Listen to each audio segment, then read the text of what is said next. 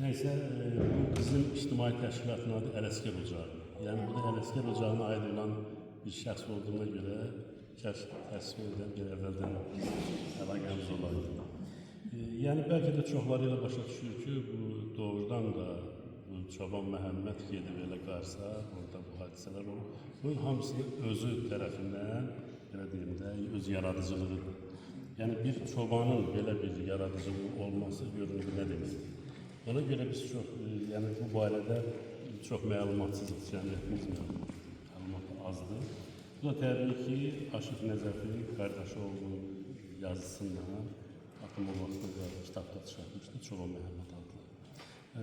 Və indi burada təbii ki, nota alınıb, bunun hamısı əziyyətli, zəhmətli, bunun hamısı alqışlanmasıdır. Təşəkkür edirəm, həm də təbrik edirəm. Təbii ki, hər bir çıxan kitab bizim gələcəyimizə böyük bir töhfədir. Bu baxımdan sizə minnətdaram, bütün zəhmət keçənlərə təşəkkür edirəm. Mən düşünürəm ki, gələcəkdə bu layihələrdə hətta film çəkmək olar, bunda daha doğru, düzgün alırlar inşallah. Uğurlar arzu edirəm. Sağ olun.